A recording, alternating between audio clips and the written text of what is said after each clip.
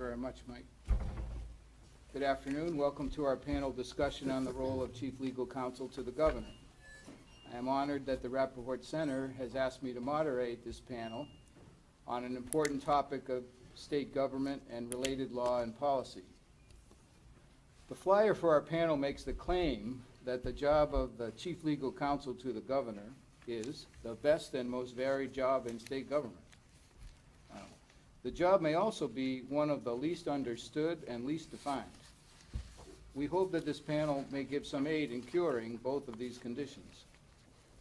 Some in this room probably know the job as one of great importance to the governor and the entire executive branch.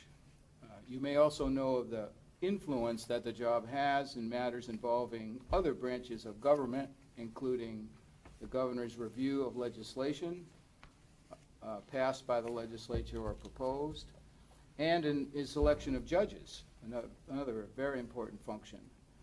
What fewer know is that the position lacks any constitutional, statutory, or common law definition. The position has no organic statute, as the ad law teachers like to say. I found one state statute concerning legal services to be provided to the Commonwealth under contract. Thank you, David. That refers to a decision by Chief Legal Counsel.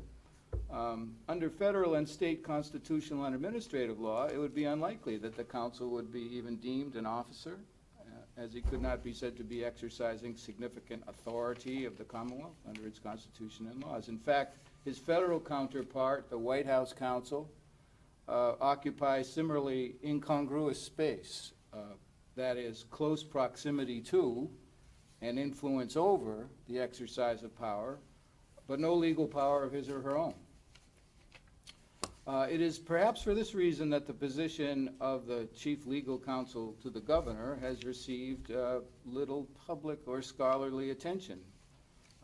It doesn't even have a catchy popular name, like AG or IG or DA or SCOTUS or the newly branded MassDOT. The CLC or the CLCG doesn't really roll off the tongue. And consigliere and the power behind the throne both carry historical baggage. Maybe by the time we break, we will have at least thought of a catchy new brand for this best and most varied job. Our panelists certainly can help. They are one current and three former Chief Legal Counsels to the Governors of Massachusetts. First, my far left, Lon Povich, the current Chief Legal Counsel to Governor Charles Baker, and also a former Deputy Legal Counsel to Governor William Weld. Second, to his right, Don Stern, Chief Legal Counsel to Governor Dukakis, currently with Affiliated Monitors in Boston. Dan Winslow, Chief Legal Counsel to Governor Mitt Romney, and now Senior Vice President and General Counsel at Rimini Street, a software company. And to my immediate left, Kate Cook, Chief Legal Counsel to Governor Deval Patrick, and now at the Boston law firm of Sugarman, Rogers, Barshak, and Cohen. We note, of course, that Lon Povich, as the current job holder, must be more constrained in his comments. I made him say that. And we hope that any questions directed to him will accommodate that fact. We will ask the panelists a series of questions, then reserve 15 or 20 minutes at the end for your questions. I would like to thank Paul Johnson, Chief Legal Counsel to Governors Weld and Cellucci, and Pat Moore, Deputy Legal Counsel to Governor Patrick, for their help in the preparation of some of the questions today. First question for all of you. Upon taking the position, how did you define your role? And I'm going to start with Don as the person who served first, so to speak, and chronologically. In that respect, we might see how the role may have evolved through administration. How did I define the role? How did you define the role upon taking office? It's, to some extent it defines you. So that's the starting point. You come in, there are certain, and I think we all share this experience, there are certain givens with the job, there are certain things that you have to do by nature of the job review legislation before the governor signs it, provide recommendations to the governor as to, on legal issues, not policy issues necessarily, whether to veto or not veto, whether to send back amendments, as you can do under the state constitution. But the job, to some extent, is defined by the crisis du jour, and I think, frankly, you take on the character of the governor. So in my case, the Governor Dukakis made clear that there were certain substantive areas that I was to be the point person on. Ethics, anything to do with ethics, anything to do with an investigation or matter of integrity within state government, not necessarily just in the governor's office, but throughout state government. Anything to do with criminal justice, and anything to do with the courts, and regrettably, well, I'm sure we'll get to this, anything to do with the governor's counsel, not counsel to the governor, but the governor's counsel, which you may explain to the people what that is. But it's a relic of colonial times embedded in the state constitution, where elected representatives from out the Commonwealth pass on certain matters, including judicial nominees. And it's kind of a relic. I had the misfortune of working for a governor who, in his first term, campaigned on amending the Constitution to get rid of the Executive Council. So when I came in, I was not a fan, nor was the governor a fan. Since part of what he wanted to do was to get rid of him. Dan, how did you define the role, or how was it defined for you, and did the nature of the governor have an influence on it? Well, I inherited all of Don's core tasks, so thank you for those, Don. We had, it was the year after 9/11. The state's then $29 billion budget had a $3 billion hole, give or take, which is a pretty big hole for the size of a budget of that size. And so the biggest thing that I was tasked with immediately, well, two things. One was to help solve I want to shout out to Attorney General Harshbarger, who's joined us. Yeah, I know, you're just trying to keep me honest, General. To help solve that deficit, that hole in the budget.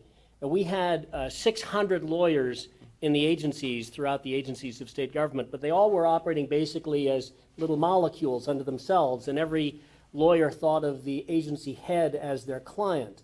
And what we wanted to see if we could do is somehow organize all of the lawyers throughout the executive agencies through the governor's chief counsel's office to effectively have a big law firm.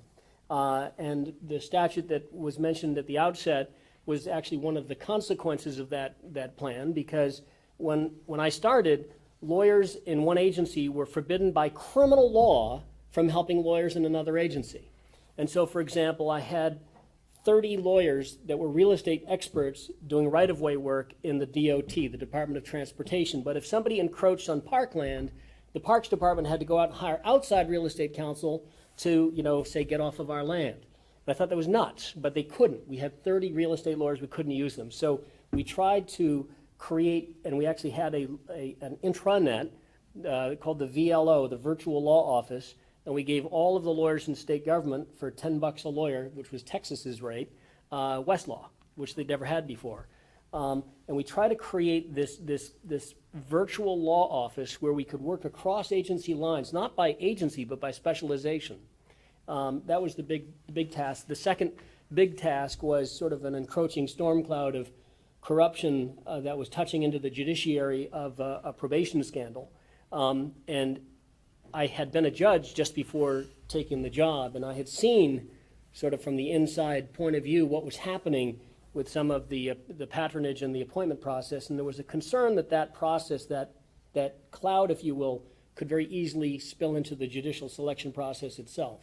And so the other major immediate task that I had was to reform the judicial selection process in Massachusetts to have it be merit selection, including some over-the-top stuff at the time, like we have now and still blind review of judicial applications. So if you put your name in, nobody knows it's you. They don't know who's backing you. They don't know who your references are. All they have is what you've accomplished, how you write, things, but they don't know anything about you in terms of who's backing you as a judge. These seem to be connected in the sense that both of you agree that there was no formula handed you when you arrived, but that, through your own creativity or the crises of the day, there was at least a presumption of some kind that matters touching on, law and judiciary and those matters of that Yeah, sort. and I should add, and this I'm sure with all of it, any litigation that was being handled by the State Attorney General's office, we would be, in certainly important matters, not in run-of-the-mill matters, we would be the point person for the administration to the extent the governor was interested in litigation. By that I mean challenges to administrative actions that were in the courts. He would look to, or in the case of Jane Swift, she would look to the chief legal counsel to be the point person with the AG's office. Kate, how did you view your job upon arrival there? So similar to what's already been said, certainly my job was expected to do the kinds of things that both Dawn and Dan mentioned, ethics, judiciary, et cetera. But I had been a deputy counsel to Governor Patrick for 3 years and then spent 2 years as his cabinet and policy affairs director. So I knew the office pretty well, and since I was a deputy, had been assigned a lot of those tasks, not as the leader, but as kind of more akin to being an associate in a firm. So knew how the office was run, but I was Governor Patrick's final chief legal counsel, so we had 2 years left, and so it was very clear, in addition to those normal tasks, a few things that we wanted to accomplish, and one was to hopefully grant clemency to folks, and so we spent a lot of our legal willpower reviewing applications and working with the parole board, and then ultimately working with the governor's council to work on pardon request and clemency request. And there was a judicial pay raise that was passed, and we'd heard rumblings that it was coming through the legislature, which meant we anticipated some early retirements, which meant more vacancies than just the folks that would be turning 70. So we knew we needed to, if we wanted to, which Governor Patrick did want to fill as many vacancies as possible, and we did. So during my 2 years, we actually filled 75 judicial vacancies, which was a lot of work, and that was one of my main focuses. And then finally, as one of BC's finest, Meredith Fierro knows, because she was one of our fine legal interns for that last stretch, the legal office was in charge of making sure we had a great archival system that was transparent and accessible, and we worked very closely with the Secretary of State's office to comply with the records retention rules and get everything in shape. And Meredith literally went through a lot of boxes and physically and intellectually gave a lot to that project, but that was a lot of work as well. We had the first digital archives, I believe, of any governor. Well, we're going to get back to that last stage, but it can't resist noting that any first-year students here might have been just through Marbury versus Madison, so they're kind of picturing you at midnight, the last batch of commissions that you were signing. But Lon, you were a deputy prior to becoming Well, there was chief an counsel, but there was 18-year hiatus. in the Right, middle, yeah. that's right. And so if you remember anything about that earlier time, what have you brought from that previous experience to defining your new role? Well, I think that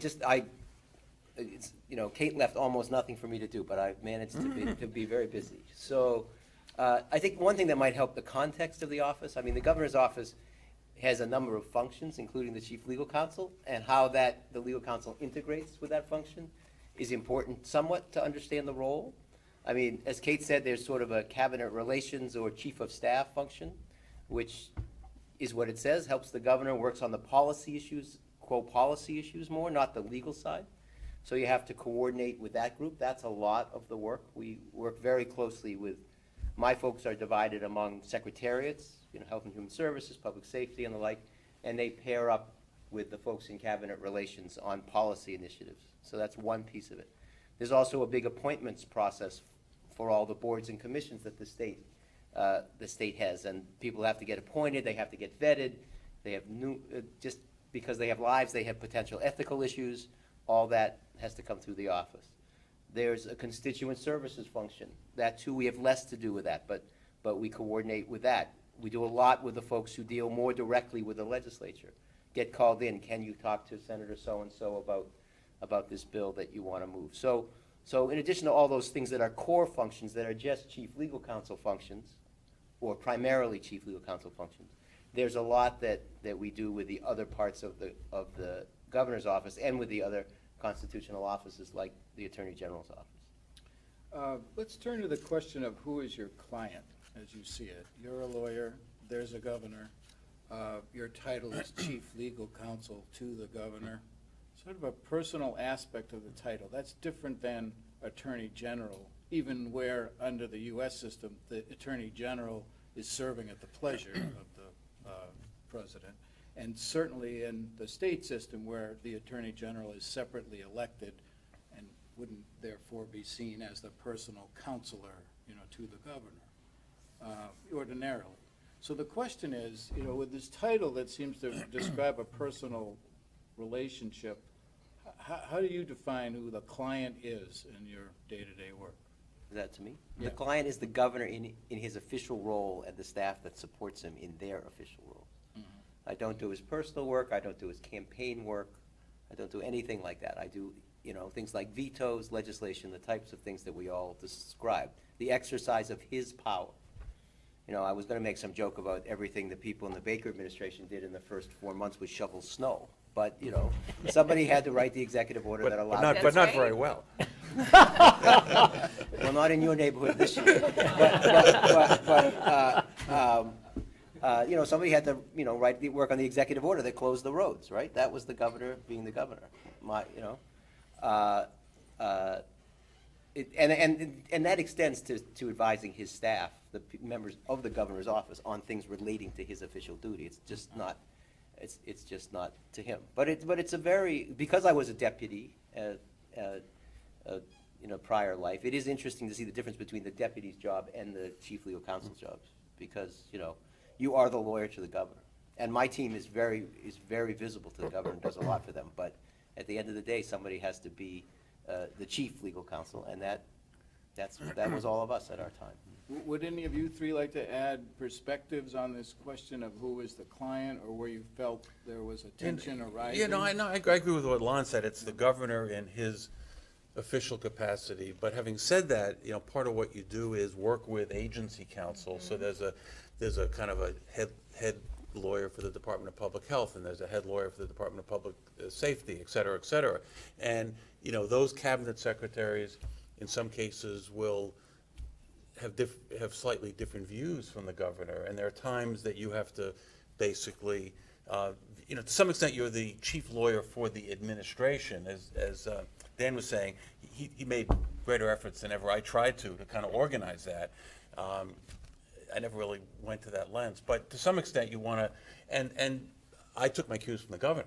So if the Secretary of Public Safety wanted to, if the governor was upset because the state police were doing, too many roadblocks for drunk drivers, or not doing it in the way that he thought was appropriate, or, I would be the one to usually deliver that message. And so in one sense I was the lawyer for the administration, but my client, the one had the final word, so to speak, was the governor.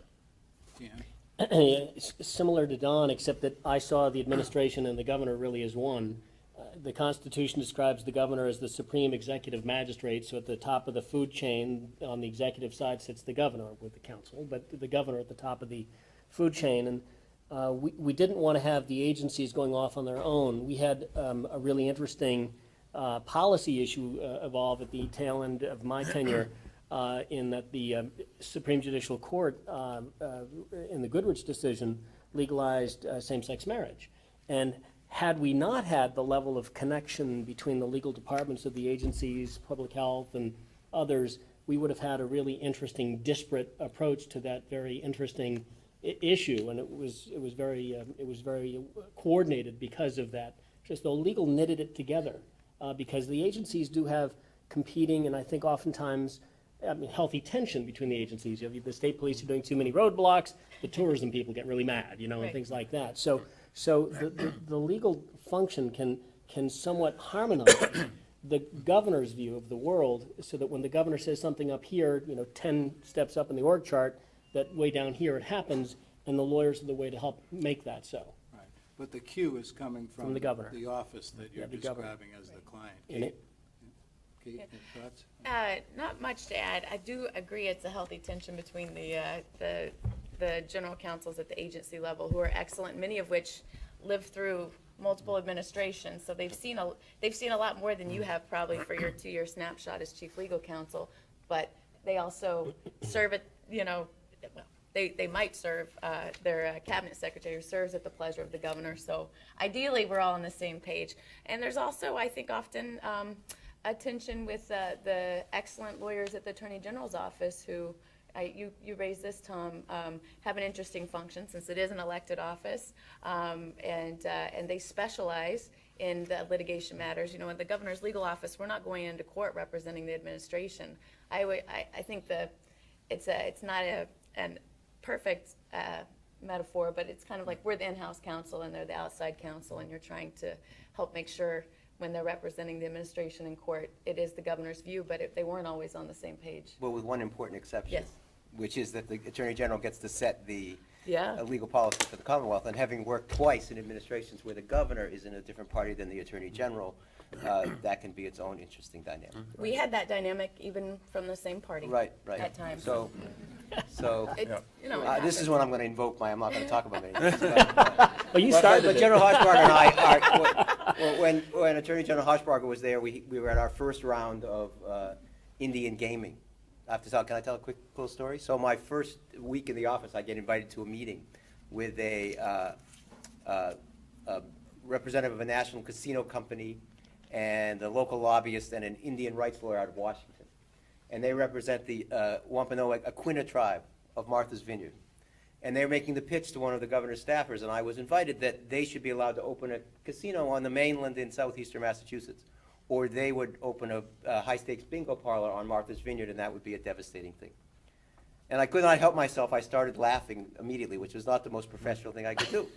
And they said, well, why are you laughing? I said, well, because when I left this building 18 years ago, I had been meeting with representatives of national gaming companies, Washington gaming lawyers, and local lobbyists, who told me that if they didn't get a casino in New Bedford on the golf course, they were going to open a high-stakes bingo parlor in Martha's Vineyard. And I just can't worry about it. I'm really sorry. But General Hochbarger and I were on, my client, Governor Weld, was in favor of expanded gaming then at the racetracks and a Wampanoag casino in New Bedford. And General Hochbarger had a different point of view on that. And even though he was our lawyer in most things and did a superb job, we would testify on opposite sides of bills. So it was very professional and very polite, but there can certainly be differences of opinion between the Attorney General and his or her office and the governor and his or her office. Right, so a little more context might be necessary for the students, because you tend to follow the governmental arrangements and know the federal model where the Attorney General of the United States is serving at the pleasure of the President. And so, based on everything you just heard, you might be wondering about this state arrangement, the one that prevails in many of the states, vast majority of the states, where there's this independent legal actor who, has roles, including significant roles in litigation. So the question to ask, I think, today is, how much of the fact that the state has an independent elected attorney general influences the duties of the of the governor's counsel? I don't know, how we measure that on the fly today, but it's a question worth asking, because some of the duties, might be said to be assigned to an attorney general in a system where the attorney general is the direct subordinate of the governor.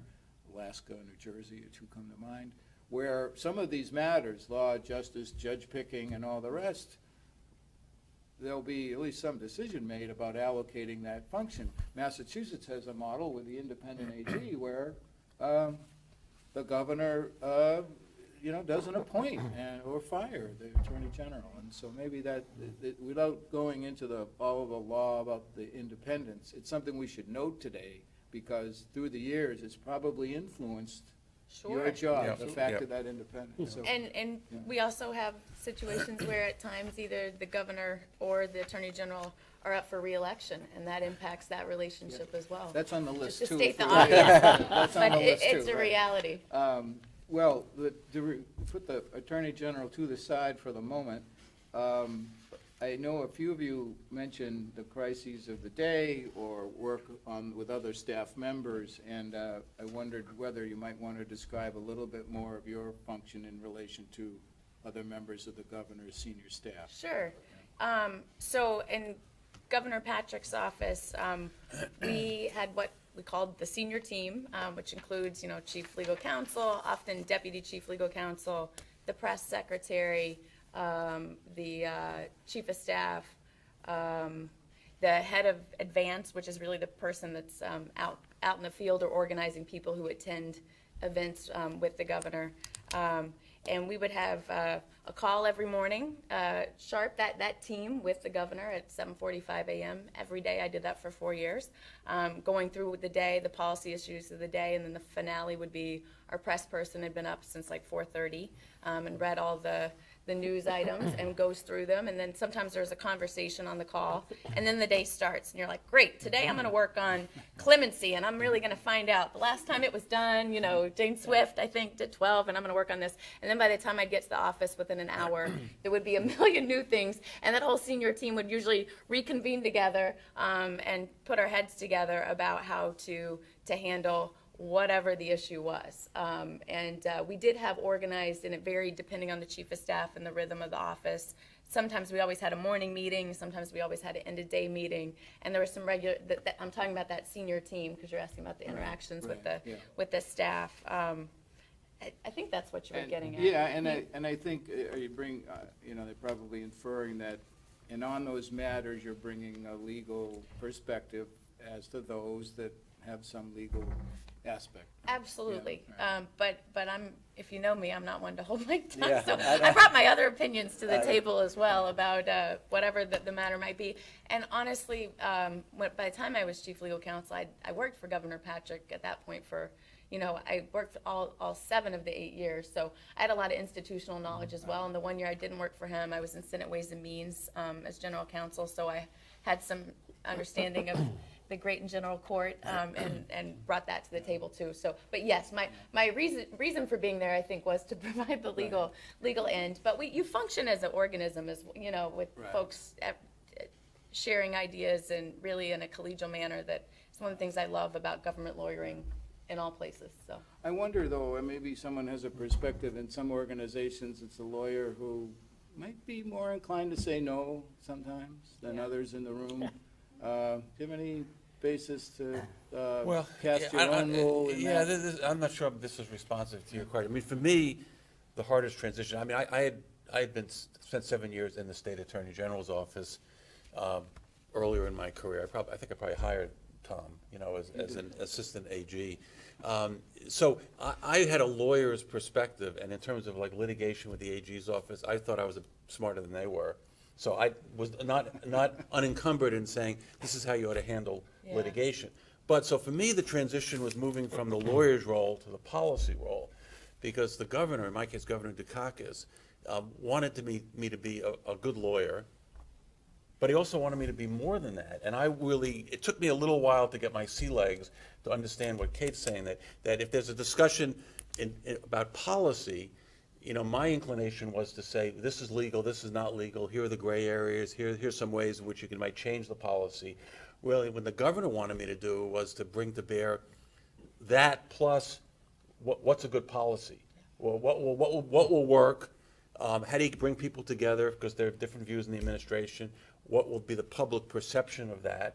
Because PR becomes critical, and how the media and the legislature is going to look at it, and how citizens are going to look at it. For me, that was a growing period. It took me a little while to kind of understand that part of the job, which you probably knew, Kate, because you were there for years, and Lon knew from his prior. Yeah, you guys knew what you're getting into, Don and I. Yeah. Yeah, I do think of that. It's a lot in the middle of the night, but it was very interesting. I was at a firm. I was at a federal prosecutor, and I was in the governor's office in like the first 10 years of my career, and then I left the governor's office, and I spent the next 18 years or so as general counsel of 2 big companies. So I came back to this job as a general counsel role.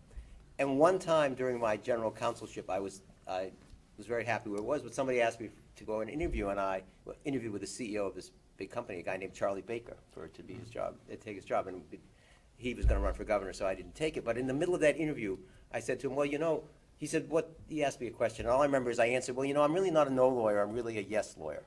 And he lit up.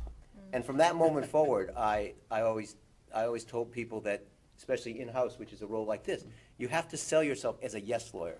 One, because that's what your clients want. They want to know how to get from here to there, yes. And secondly, when you say no, it means so much more than if you say no all the time. Right. You have to say no sometimes. I said no twice this afternoon to people, clearly did not make them happy. And they, can I do this, can I do that? No. So you have to say no, but you really, when you're a lawyer, you want to pitch yourself as yes to help your client get from A to B and not no. You may not get there the direct line, but somehow get to where you want to get to. Lon, have you noticed, have you noticed any difference in your participation as a member of a senior team in a corporate setting and a member of the senior team in the governmental? Yeah, I think there is more of an openness in the government piece to express your to get beyond the purely legal than there is in a company. Even if you're in the senior team of the company, I think you get pigeonholed as the lawyer more. Mm-hmm. In government, hopefully people of talent come together. You get hired by the person who you're working for. You're not the lawyer who shows up. In our case, so I think there is more. You get more room to play off the bat. Dan, views on their role as the governor's senior team? Well, I wanted to second what Lon said, and this is key takeaway for law students, whether you go into private practice or into public service. It's easy to say no. It doesn't require any creativity. There's no risk in saying no. The expectation perhaps is that the lawyers are always, the deal-breaking team if you're in the transactions side. And I think that where you really test yourself in your professional prowess and your intellect and your creativity is to figure out how. I understand where the client wants to get to, and they can't get to it by that particular path. But there's always different paths, usually different paths, short of indictment, to get to a place where the client wants to get to. And if I think also lawyers have to realize that at the end of the day, your job is to advise the people that actually have the decision power. And you can just give great advice. And not to personalize it. If somebody chooses, with the benefit of full information, not to take your advice, don't take it personally, go on to the next issue. And if things blow up, then you've sort of made your point that you were right, and maybe they'll listen to you next time. So I think it's very important to talk about, whether in business or in politics or in government, doesn't matter. Be a problem-solving lawyer, because that's the value that lawyers bring to any organization.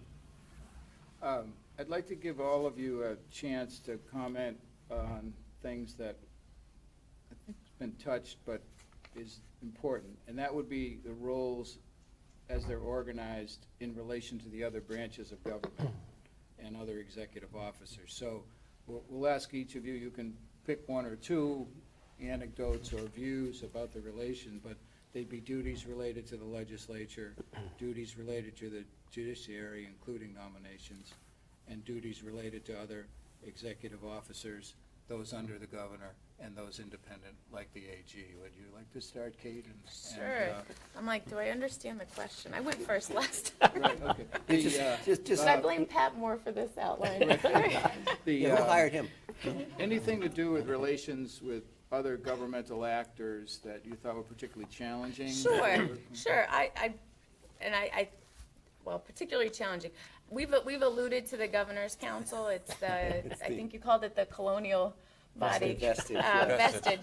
The only time you ever used the word vestige, by the way, have you noticed that? And I know we referred to the fact that there's some similarities, but there's some differences with the federal model. And I think in today's day and age in Massachusetts, the main role our Governor's Council has is that they approve nominations to the judiciary, and they also have to approve any clemency. They also sign the warrant, but the real areas where they have debate and dialogue are about judicial nominations and pardons and clemency.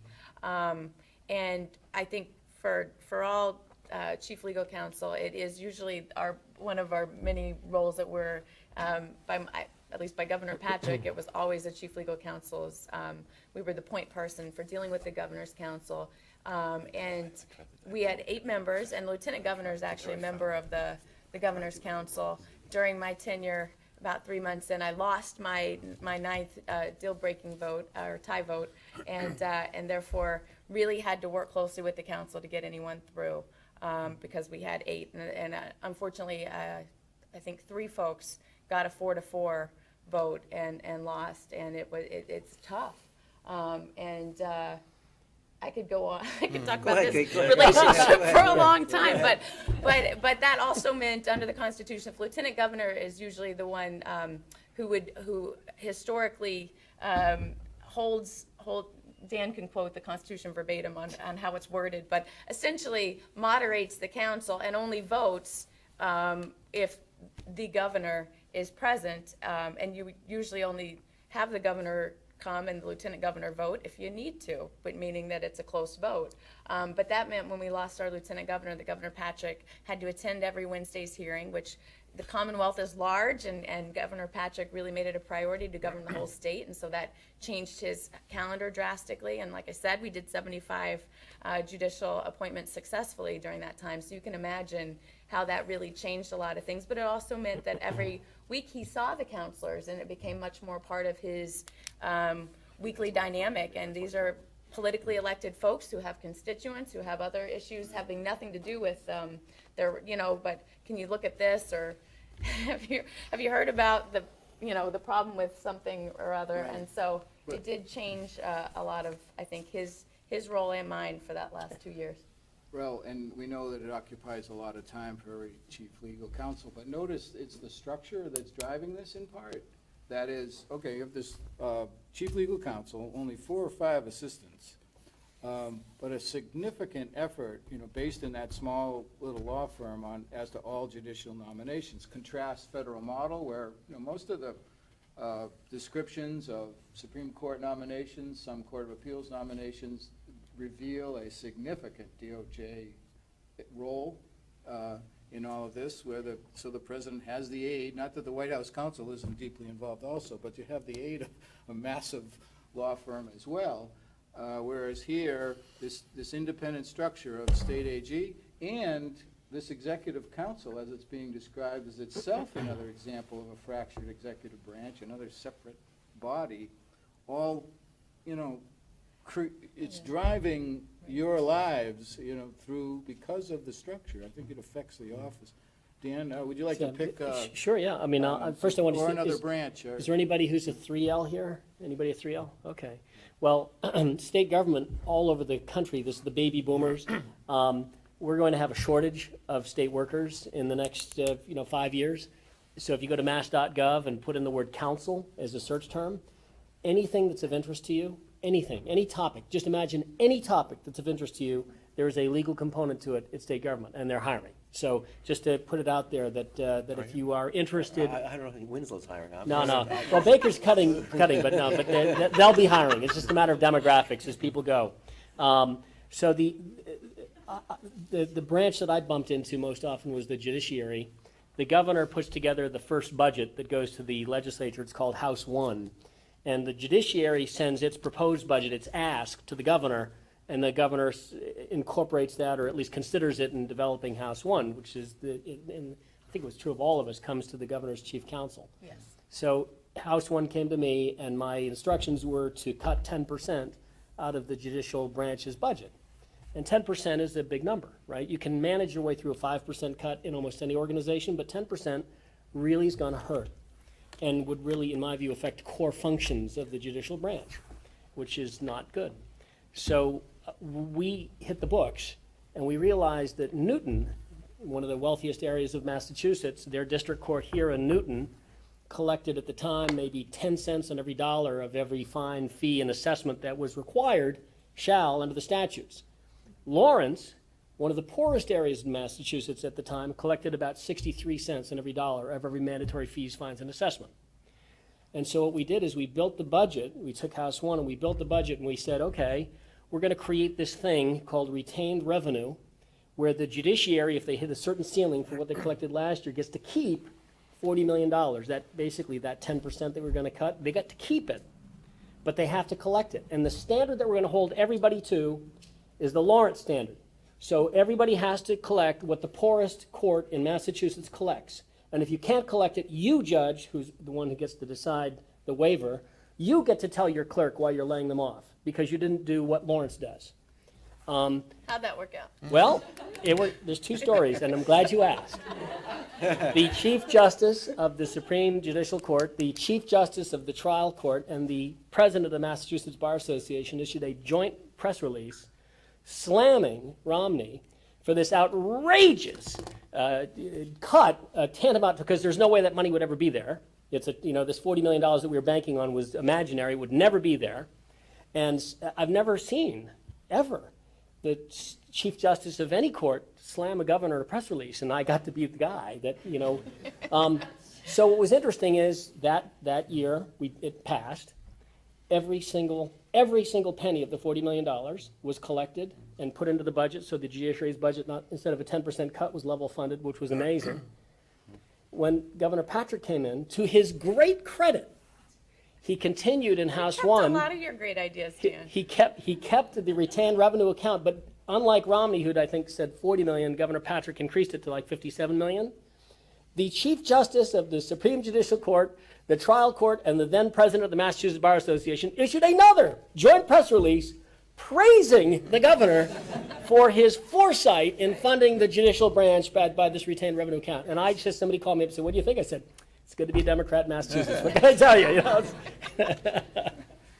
Don, Well, relations yeah, for what other occurs to branches? me is actually the part of the job that I probably, in sheer number of hours, I probably spend the least amount of time on, which is the review of legislation.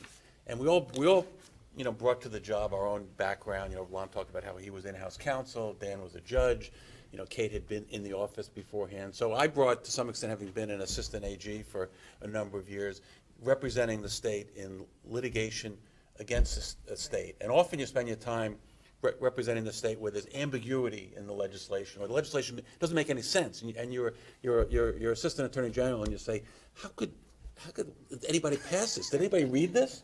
Okay. No. As a member of the House, I can tell you. No. So I remember the first time, and sometimes you have to make quick decisions because the legislation gets bunched up, particularly at the end of a session. And so the governor looks to you. We had a process, and probably all governors do, where it first goes to the cabinet secretary to review it, and they look, and then it comes back to you. But you're the final person, right? Before it goes to the governor. I remember going into I can't remember whether it was the chief secretary to the governor or to the governor himself. I can't remember, giving a reason why he needed to veto this legislation or maybe send it back because it just didn't make any sense, and it wasn't. And they kind of looked at me like, "Are you nuts? Been there. Are you? You want me to veto this because there's an ambiguity in the law?" I mean, kind of get with the program was sort of his look on his face, and you realize that's why, because the political cost. If he vetoes it, that's a problem, right? Because he's pissed off somebody who favored it and upset, and plus if he favors the legislation in general, they run the risk that it's going to change. And if he sends it back with amendments, it's the same problem, and this all happens, sometimes this happens at the end of the legislative session, so it's either a pocket veto or a straight veto. You can't send it back to anybody because the legislature has disappeared, they're gone. So you kind of get to that, but the practical part of the job, which is you hold your nose and you say, yes, sign it, Governor. Yeah, by the way, the stinkiest spending in state government, probably the federal government too, has the nicest names, like the Fund to Protect Puppies and Kittens. Yeah. Who would ever veto that? But it's actually like some guy's nephew who does nothing on the job, right? But, So when you read in a case book about or you read in a current case, and it say, the courts spend years interpreting, the ambiguity or gap in the law, and you say, well, why? I don't get that. How could this happen? That's how it happens, Yeah, 2 in the morning. 2 in the morning, yeah, 2 in the right? morning. So they took the easy ones, right? Yeah. So they took the governor's council. My line on the governor's council is I say, John Adams gave them to us and he's not here to take them back. I think I'll sort of talk about something that I think I benefited from doing this job, being in the office at one point and taking a long way and coming back. And that is that the State House, the people who work in the State House or in that neighborhood refer to the State House as the building, right? And it really encompasses not only the State House itself, but the state office buildings in that neighborhood. And I think what governors have to understand, and I think sometimes our new governors over the last 20 years, some of them got it and some of them took a while to get it. And I think the staffs have to understand even more that this organism of state government, it has been there. It was there the people in it were there for 20 years before you got there, and they know that they will be there 20 years after you leave. And the governor is there typically 4 years or 8 years, and the chief legal counsel is typically, I haven't done the math, 3 years, plus the over-under is probably 3 years on most of the folks who've had the job, right? And I think in order to succeed in this job, or to try to succeed, or in many jobs, you have to be very respectful of the environment. Yeah. I I mean, if you come in and say, the way you guys and girls have been doing this for the last 20 years is ridiculous, let me tell you how we're gonna do this. That will be really good. Not at all.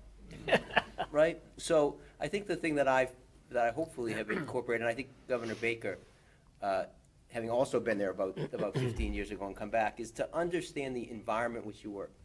Politics, state politics in Massachusetts or any state is a particular brand. If you join a law firm, it's a particular brand. If you join a company, it's a particular brand. But intentionally in state government, where the executive and his staff or her staff are so transient, you have to be very respectful of the institutions and the longevity that people have. Because, you know, the T broke this year, right? If you go to the legislature, they would say, well, we passed T bills 6 years ago, 4 years ago, 2 years ago. What do you mean it broke? We fixed it. Well, it's still broken, right? So you have to be respectful of all those things and say, well, you did all this and this, but why don't we try that? You can't come in like a know-it-all, because you probably don't, and you certainly won't succeed. And you won't have fun, and it's a really, we haven't even talked about Yeah, what a fun right, job right. it is. It's the but, best job. Yeah. It's the You will best not job enjoy can it if you come in with that attitude and don't appreciate what Lon just said, which I think is really dead on. Next, I have some questions where I don't know that we'll be able to hear from everyone on all 4 questions, but we will see who would like to jump in and cast a vote. On the first one, some of you might have worked for a governor who periodically was under doctor's care for a bout of Potomac fever. Oh, good, I'm out. How did that affect your ability to impress on governor and the governor's senior staff that we're a government of laws and not of men? It's Kate. No, it's not. Or no one, they can Well, always you know, use so- the answer. Yeah, so I worked for Governor Dukakis 87 to 90, and he ran for president in 88. He was the Democratic nominee, those of you who weren't alive at the time, in 1988. And it affected a lot. It affected a lot. Sometimes for the good and sometimes the bad. And by the way, he was very clear that you work for me in the State House, you don't work for me in the campaign. So he was very kind of holier than Caesar, so to speak, Caesar's wife, to sort of in that demarcation. So, you know, I kind of rode the wave of the good times and all that when it looked like he might conceivably actually be president. We were besieged by public information requests, you know, during that period of time.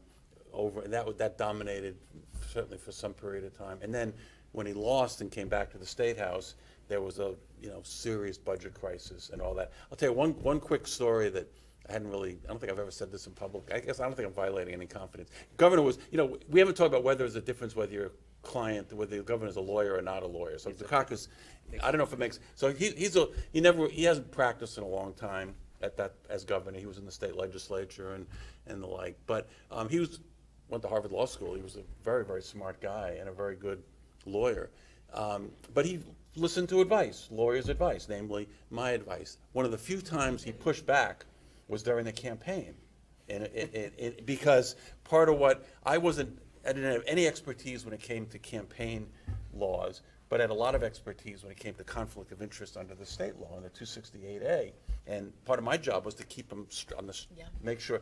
So I don't know if you know the Dukakis and the snowblower, but during the 88 campaign, he had this old snowblower, and it became, so he lives in Brookline, still does, same house, and it became sort of a badge of pride, this old snowblower that he's had since like 25 years, and he's out there by himself, and the press liked it, and the public liked it. With the sweater. The sweater. So he goes during the campaign, he goes up to some factory in, I think, Wisconsin or Minnesota, where they make snowblowers, and they give him a snowblower. So he comes back, and they're going to ship it back to him. And he says, can I keep the snowblower? And I do some research. I said, no, you can't keep the snowblower. That was one of the few times he says, are you sure? He's well known as being. Are you sure? I got well known that. for being frugal, too. I got that in my, I got that in my capacity as a candidate. Are you sure about that, Don? So, it was one of the few times he pushed back. So it made a difference. That's great. Anybody want to comment on what Don alluded to, which is the job any different when your client, the governor, is a person with a law degree or a practicing lawyer in the past? Do you I think think it makes matters? I think it makes a difference. I mean, because Governor Baker is not a lawyer Right. and is a business guy who's had general counsel giving advice for a time, and I think it's different than working for someone who's a lawyer, even if they haven't practiced much. I mean, Governor Weld hadn't, they were all with the same law firm, a firm that's now defunct called Hill and Barlow, but.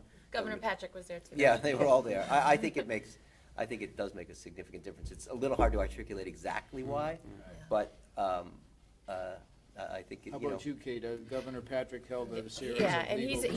he's a brilliant he's lawyer. a real lawyer. He's a brilliant lawyer, but he also, I think, had a lot of respect for, when I was giving him ethical advice about a gift, Yes. he would listen. He didn't pretend that he was an expert on state ethics law, and valued my advice. And certainly, he'd say, "I want to talk to Kate about this issue." I think in part, and I not that you would need a law degree to have this, but I think he understood like the importance of getting those things right. But he also, if you're talking to him at the new Supreme Court case decision, he was always just 10 steps ahead of you, if you're trying to help him. How am I going to talk about this? And he'd say, well, this is what I want to say. And he's already, way ahead of wherever I was going. Yeah. So. Dan, Governor Romney's, had both he was business both, yeah. degree and law degree, but Right. never practiced law. How do you think that He was Harvard affected your Business and relationship? Harvard Law. Right. He actually practiced as an intern, I guess, in a U.S. Attorney's office for one summer, which was enough to convince him that he wanted to go into I didn't know business. that, really? You did? Yeah, yeah. Not in Massachusetts, I think in Michigan. Very bright guy, but in terms of the law, he would understand concepts.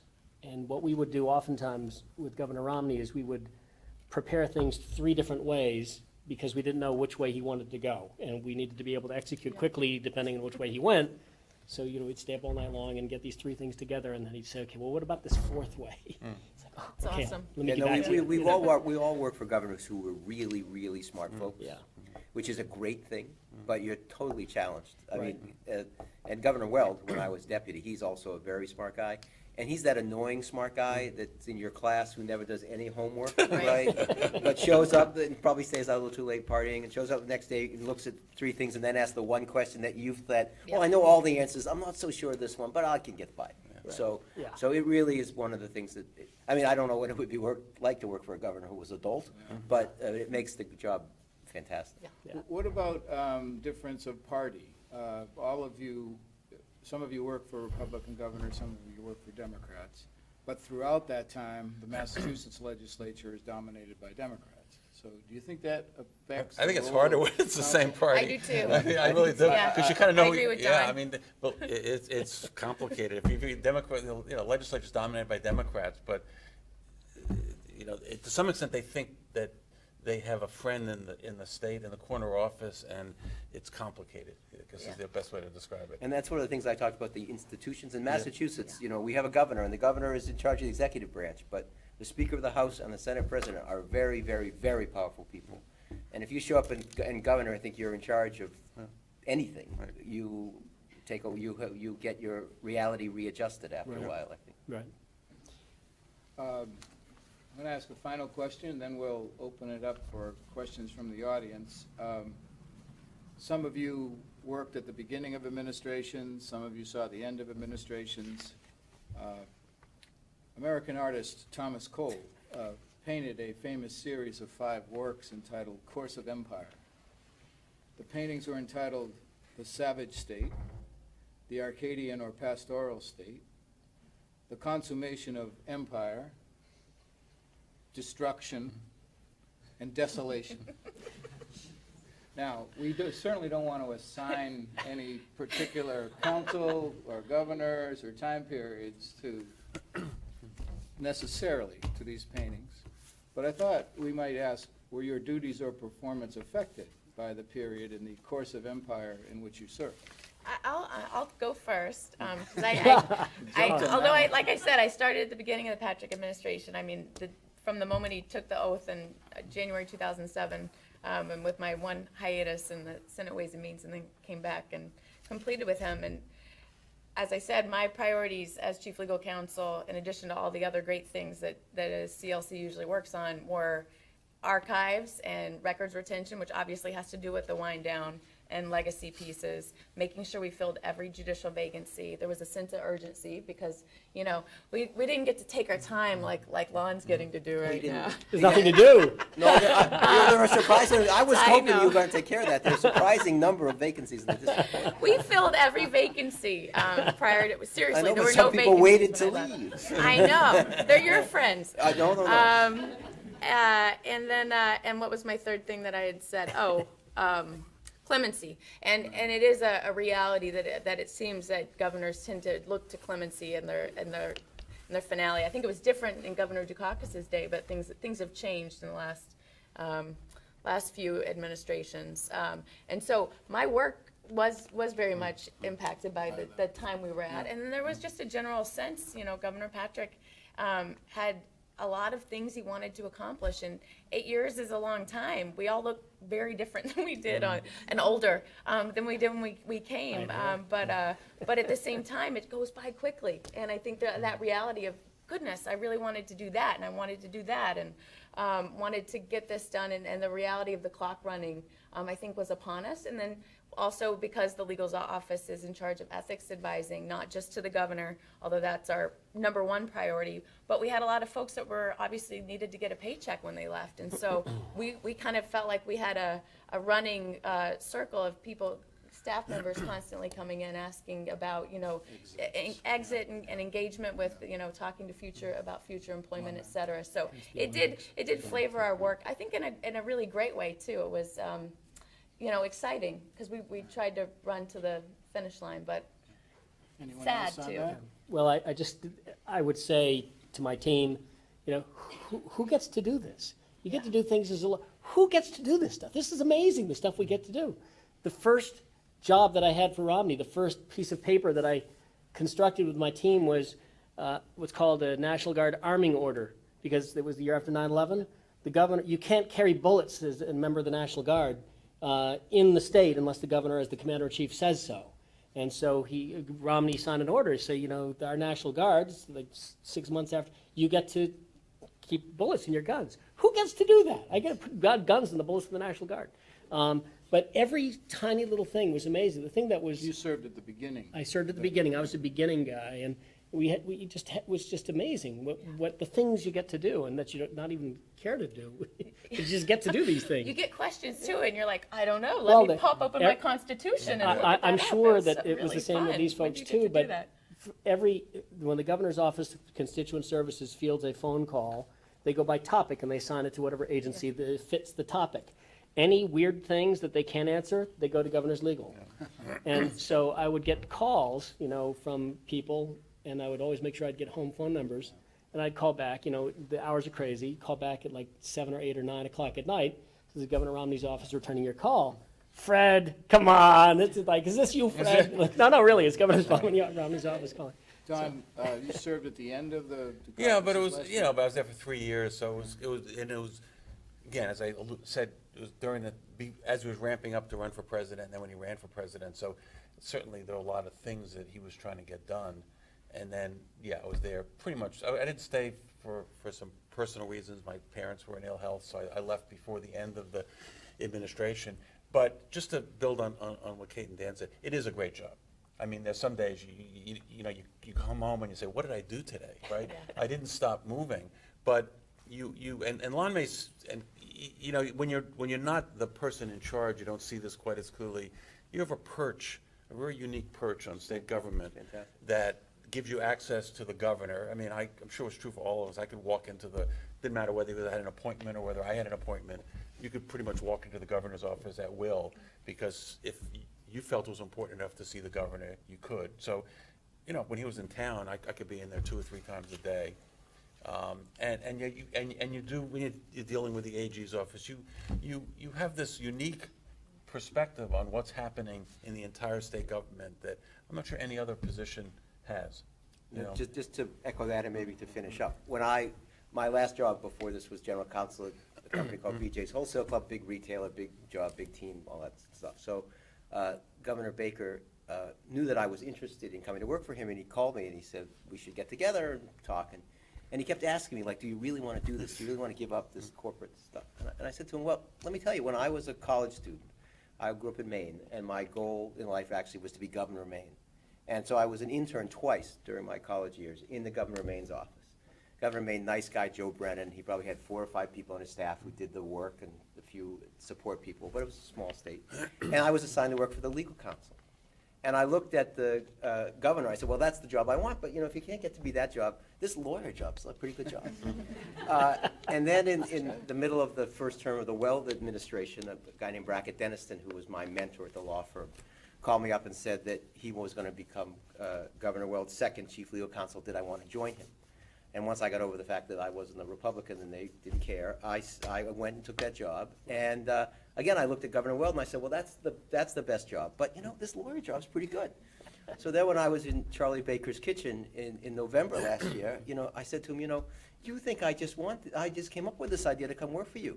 This is the job I've been trying to get for 35 years. And it's really that good a job. And state government is really that good a place to work. And the governor's office, as Don said and everyone else echoed, is the perch. There are people there and they're there for a long time and you have to be respectful of that perspective. But if you pick up the phone and say you're calling from the governor's office, I learned that when I was 19. You call from the governor's office, people answer and you get things done. And you only see the most interesting issues. Because that's what percolates up to your client. The one thing that I want to add, because everyone who's here, presumably you've got some interest in public sector work or something like that. And often somebody will say, I'm sure you guys have had that experience, well, how did you get to be chief legal counsel? And part of the answer is we did other things before we were chief legal counsel, which prepared us for that job. So you're not going to, Ron may have wanted it for 30 years, but think of all the things he did to get ready for that. So I would encourage each of you to think about some stint. Doesn't mean you have to spend your entire career. None of us have spent our entire career in the public sector, but spend part of your career in the public sector. It is the most satisfying thing you'll do. There are sacrifices you make in terms of time, in terms of the economics, but pound for pound, hour for hour, it's the most interesting, satisfying thing you'll do. Okay, well, now let's hear from the audience and any questions you might have. To the panel as a whole or individual members, yes. First of all, thanks for being here. We appreciate it, taking the time. Before law school, I worked for the governor of a much smaller state, and we had what I think was a unique situation that our chief legal counsel had served previously under 2 Republican governors, stayed on for independent, who's now been retained by a Democrat. So she served kind of all, across the ideological spectrum. Mr. Povich, I think you kind of alluded to this, but how important do you think it is to kind of share your boss's ideological outlook, if you kind of generally? Do you think you can, it is primarily a legal position, but does it help or is it a deal breaker to kind of agree politically and philosophically with their outlook? I think it depends on your client. Yep. Depends on the governor. And it depends on their positions on Yeah. issues. Yeah. Even though I'm a Democrat and the governor's a Republican, I'm probably aligned with him. Well, you'll never hear that I'm not aligned with him on any issue. but I'm probably really aligned with him on 95% of the issues. Yeah. Or 98% of the issues. So I'm completely comfortable with it. A friend of mine used to say that if you weren't aligned, it would be like, the kamikaze pilot who flew 5 missions. You were involved, but you weren't committed. I don't have that problem. Right. I'm totally committed. I think Kate's right. It depends on your client and whether you're comfortable representing them. Listen, when I was started my career at Goodwin Procter and Hoare, I represented some clients who, I represented some clients. So I think I don't think I'm deluding myself. I'm very comfortable, and honestly, I have this understanding. The governor knows that I'm a Democrat, and the governor knows when I disagree with him, but you won't know. So that works out. Yeah.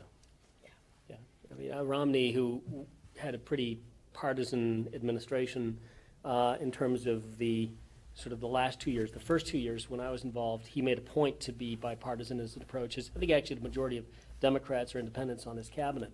But the chief counsel's job is too important for politics. It really is. The politics, they actually have political lawyers in their campaigns. The chief counsel's job and the legal structure, they need good advice. And good advice is really not political at all. I will say it's the most rewarding legal job I think I'll probably ever have. And I didn't dream of being the governor, but I dreamed of being Sam Seaborn on The West Wing. Yeah.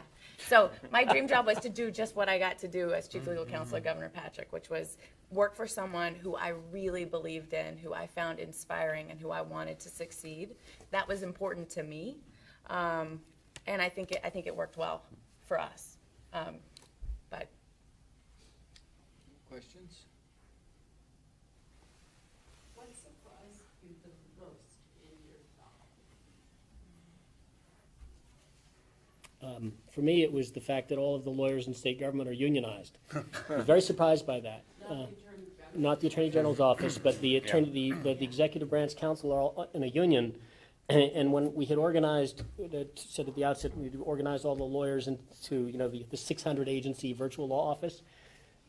My governor then announced that because we organized them so well, we could actually reduce their numbers, because who needs 600 lawyers? There was the union didn't take well to that, and I got to experience being picketed in my job.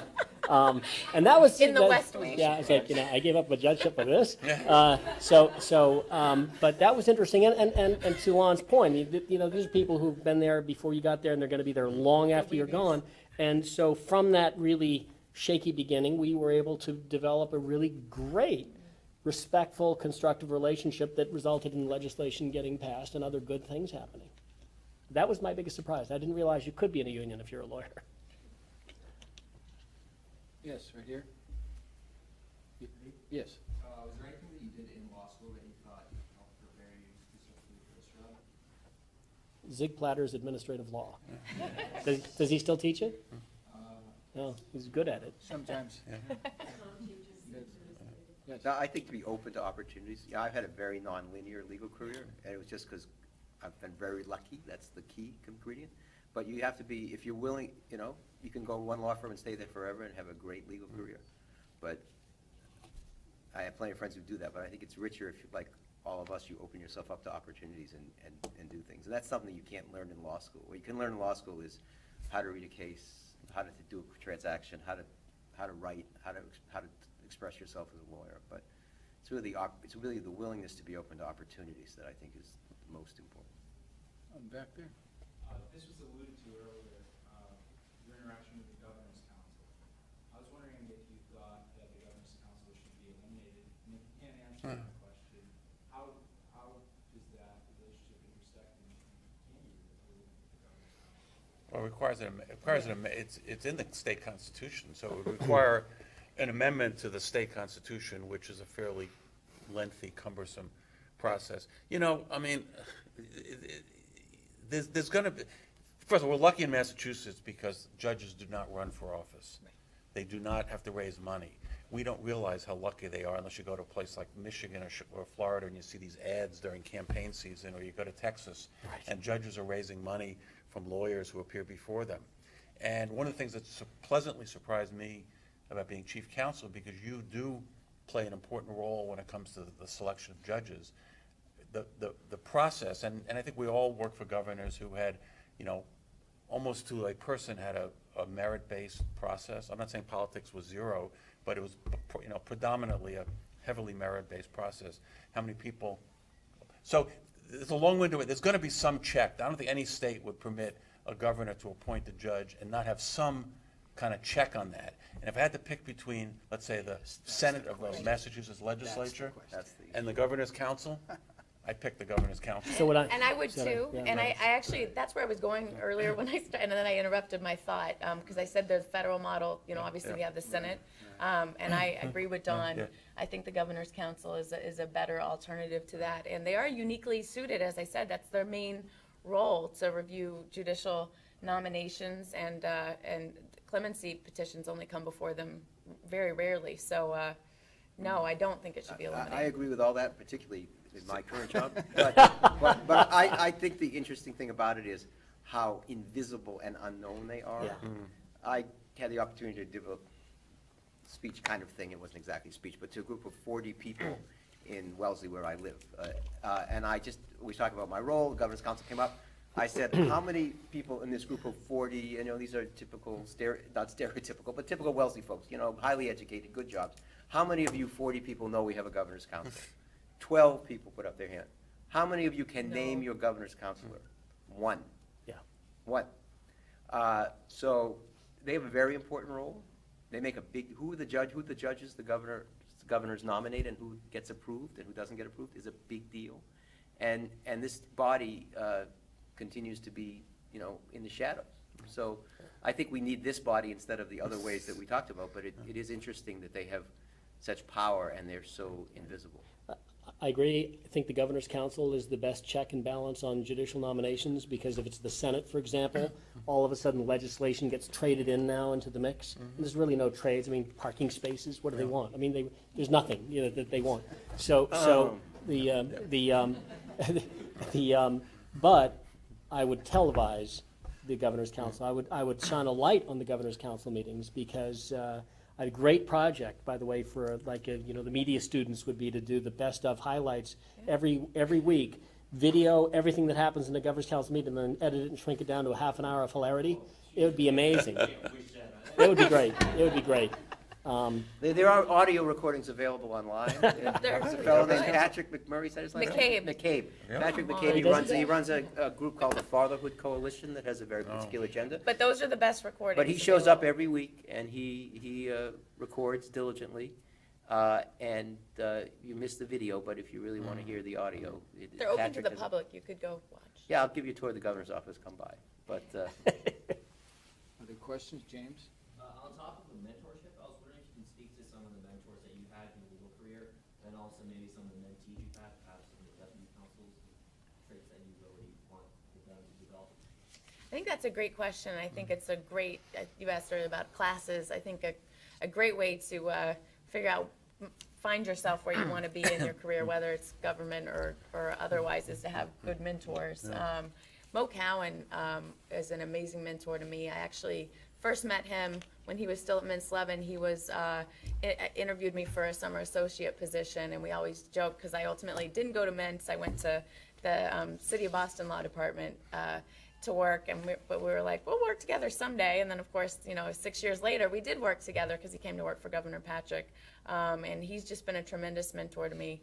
I have a lot of mentors. I'm sure everyone does, and I think the legal community, if you're going to stay in Boston, is packed with them.